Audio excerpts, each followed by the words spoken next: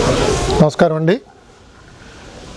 మనందరినీ కూడా ఈ మధ్యకాలంలో కలచివేసిన వార్త తిరుమల తిరుపతి దేవస్థానంలో జరిగిన అక్రమం గురించి.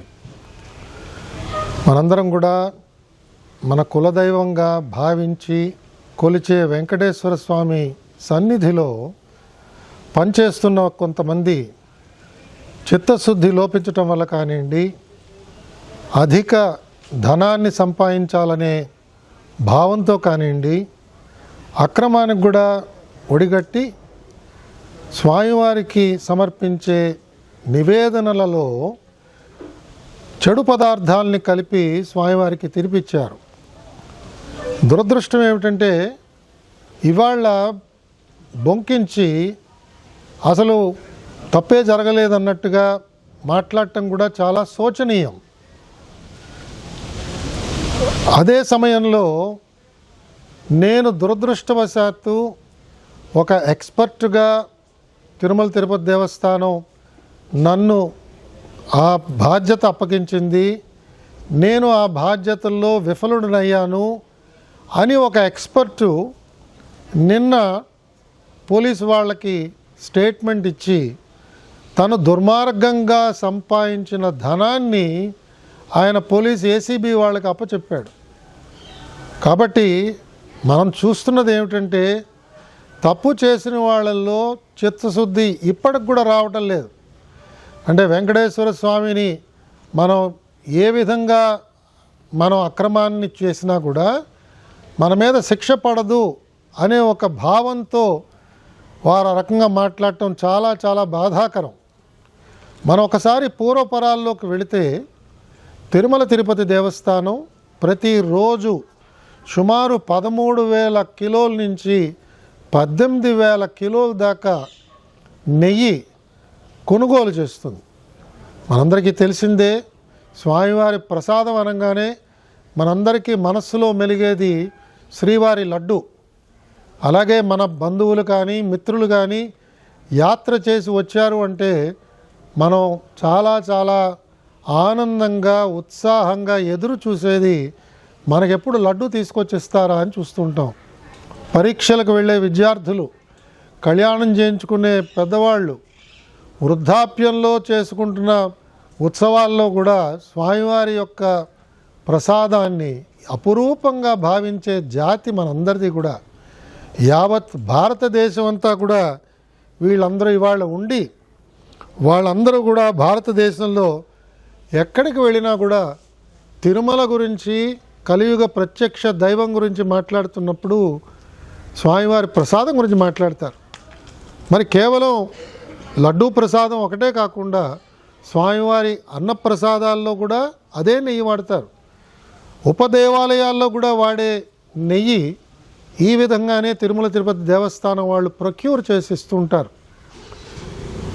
కొన్ని ప్రాంతాల నుంచి వస్తున్న నెయ్యి మనకి క్వాలిటీ బాగా లేదు, నాణ్యత లేదు అని తెలిసినప్పుడు వాళ్ళకి నోటీసులు ఇచ్చి వాళ్ళని ఆపేయడం విధిగా జరుగుతూ ఉంటుంది.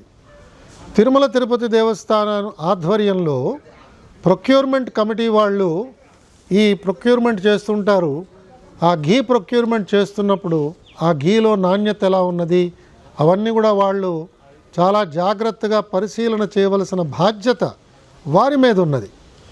అంతేకాకుండా తిరుమల తిరుపతి దేవస్థానం వారు కొన్న ఈ ఘీని, నెయ్యిని ఎప్పటికప్పుడు పరీక్ష చేయడానికి వివిధ ప్రాంతాలకు పంపిస్తున్నారు. అలాగా ప్రభుత్వం మారిన తర్వాత, కూటమి ప్రభుత్వం వచ్చిన తర్వాత మనందరికీ కూడా ఒక పెద్ద గంభీరమైన వార్త ముఖ్యమంత్రి గారు ఆవిష్కరించింది ఏమిటంటే తిరుమల తిరుపతి ప్రసాదంలో వాడిన నెయ్యి కలుషితమైనది, ఇందులో జంతు కొవ్వు కూడా కలిసినట్టుగా కనిపిస్తున్నది అని ఆ రోజు సెప్టెంబర్ 2024 నాడు ఆయన సెలవిచ్చారు. మనందరం కూడా చాలా చాలా బాధపడ్డాం. మనలో కొంతమంది దుఃఖించాం. అందరూ చూస్తుండగానే కన్నీళ్లు రాల్చాం. మనం నమ్ముకున్న మన దైవానికి అలాంటి ప్రసాదాన్ని మనం ఇస్తామా? ఎంత తప్పిదం ఇది! క్షమించరాని తప్పిదం కింద కూడా మనందరం కూడా ఆ రోజు అనుకున్నాం. దాన్ని వెంటనే ప్రభుత్వం చర్యలు తీసుకుని ఎంక్వైరీ చేయడానికి ఒక డిఐజీ స్థాయి అధికారిని వెంటనే ఎంక్వైరీ ఆఫీసర్గా పెట్టి ఎస్ఐటీని ఫామ్ చేసిన తర్వాత ఎవరైతే తప్పు చేసి ఉంటారని మనం అందరం భావిస్తున్నామో వారు సుప్రీంకోర్టుకు వెళ్ళి మేమేం తప్పు చేయలేదని చెప్పి ఆ రోజు బొంకారు. అప్పుడు సుప్రీంకోర్టు ఏర్పాటు చేసిన స్పెషల్ ఇన్వెస్టిగేషన్ టీం ఈ అంశంలోకి వెళ్ళి వారు అనేక మంది ఎక్స్పర్ట్స్ని, రాష్ట్ర ప్రభుత్వ పోలీస్ యంత్రాంగంలో ఉన్న సభ్యులు, సిబిఐలో ఉన్న సభ్యులు అందరినీ కూడా, అలాగే FSSAI అంటే ఆహార నాణ్యతని పరీక్ష చేసే ఒక ఏజెన్సీ, కేంద్ర ప్రభుత్వ స్థాయిలో ఉన్న ఏజెన్సీ ప్రతినిధులు, వీరందరినీ కలిపి SIT ఏర్పాటు చేశారు. కాబట్టి ఇవాళ వారిచ్చిన రిపోర్ట్ని అందరం కూడా జాగ్రత్తగా పరిశీలన చేద్దాం. ఇవాళ ఉన్న ప్రభుత్వం, ఇవాళ బోర్డులో పనిచేస్తున్న చైర్మన్ గారు కానీ, ఎగ్జిక్యూటివ్ ఆఫీసర్ గారు కానీ, గౌరవ ధర్మకర్తల మండలి సభ్యులందరినీ కూడా మనం ఆశించేది, కోరేది, భవిష్యత్తులో ఇలాంటి చర్యలు రాకుండా ఎలాంటి చర్యలు మనం తీసుకోవాలి. ఇలాంటి తప్పిదాలు జరగకూడదు. ఇది తప్పిదమే కాదు, ఇది దుర్మార్గం. ఇది కలుషితమైన ఆలోచనతో పెట్టరేగిపోయిన కొంతమంది మన మనోభావాలని దెబ్బతీసేటట్టుగా వారు ప్రవర్తించారు. దీని ద్వారా కోట్ల రూపాయలు వారు గుల్లకొట్టారు. స్వామివారిది ఒక్క రూపాయి మన జేబులో పడినా కూడా మన చేతుల్లోంచి 10 రూపాయలు వెనక్కి వెళతాయనే ఒక సత్యం త్వరలోనే నిరూపణ అవుతుందని కూడా నాలాంటి వాళ్ళు భావిస్తున్నారు. ఎవరైతే తిరుమల నుంచి ధనాన్ని సేకరించి దుర్మార్గం ద్వారా ఆ ఆదాయాన్ని సంపాదించారో తప్పకుండా ప్రాయశ్చిత్తం వాళ్ళు అనుభవించవలసిందే. ఇప్పటికైనా సమయం మించిపోయింది లేదు. దీన్ని రాజకీయ కోణంలో ఆలోచన చేసి వాదించే కంటే మాకు వెంకటేశ్వర స్వామి మీద నమ్మకం లేదు, మాకు డబ్బు మీద నమ్మకం ఉంది అని వాళ్ళ నమ్మకాలని బయట పెట్టవలసిందిగా నేను అందరి తరఫున నేను వారిని డిమాండ్ చేస్తున్నాను. మీకు వెంకటేశ్వర స్వామి మీద నమ్మకం ఉంటే మౌనం వహించండి. మీరు చేసిన ఈ దుర్మార్గానికి మీరు మీ చింతని ప్రకటించండి, మీ బాధను వ్యక్తపరచండి. ప్రాయశ్చిత్తంగా వెళ్ళి అంగప్రదక్షిణ చేస్తారో, పుష్కరిణిలో మునుగుతారో, లేదా తల నీలాలు అర్పిస్తారో, లేదా వెళ్ళి శిక్ష అనుభవిస్తారో జైల్లో కూర్చుని, అది మీకే వదిలేస్తున్నాం. కానీ ఒక సామాన్య భక్తుడుగా మీరు చేసింది క్షమింపరాని నేరము. మీరు దాన్ని వెనకేసుకొస్తూ ఇవాళ సమాజంలో అలజడి సృష్టించడానికి ప్రయత్నం చేయడం ఏమాత్రం కూడా ఇది శ్రేయకరమైన పని కాదు.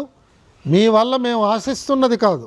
రాజకీయ పార్టీలు వాదనలు ఏ రకంగా ఉన్నా కూడా అది వాదనలతోనే మీరు చేసుకోవాలి. కానీ ప్రజా జీవనానికి అంతరాయం కలిగించడం కానీ, ప్రజా ఆస్తుల్ని తగలబెట్టడం కానీ ఈ విధంగా చేయడం క్షమింపరాని నేరం అవుతుంది. వెంకటేశ్వర స్వామి భక్తులందరినీ కూడా సవినయంగా నేను కోరేది, తప్పకుండా మనం కొంత సమయాన్ని వేచి చూద్దాం. ప్రభుత్వం తీసుకునే అనేక మంచి చర్యల వల్ల తిరుమల తిరుపతి దేవస్థానంలో ఈ తప్పుని ఎవరైతే చేశారో వారందరికీ శిక్ష తప్పకుండా పడుతుంది. ఇప్పటికే ప్రభుత్వం అక్కడ పనిచేస్తున్న కొంతమంది ఉన్నతాధికారుల్ని స్థానచలనం కలిగించింది. మిగతా వారి మీద కూడా చర్యలు మొదలుపెట్టినట్టుగా నాకు వినిపిస్తున్నది. మనందరం కూడా స్వామివారి భక్తులుగా వినమ్రతతో స్వామివారిని కోరుతూ ఇలాంటి తప్పులు చేసిన వారందరి పక్షాన మనందరం క్షమాపణలు కోరుదాం. ఇలాంటి తప్పు చేసిన వారందరికీ తగిన విధంగా స్వామివారు శిక్ష విధిస్తారని నమ్ముతూ మనందరం కూడా ఎల్లవేళలా నమ్మే వెంకటేశ్వర స్వామిని మరొక్కసారి భక్తిపూర్వకంగా గోవిందా గోవిందా అని స్వామివారిని కొలుస్తూ మనం చేసుకునే మన విధి నిర్వహణలో నిమగ్నం అవుదామని చెప్పి నేను పిలుపునిస్తూ మీ దగ్గర సెలవు తీసుకుంటున్నాను. గోవిందా.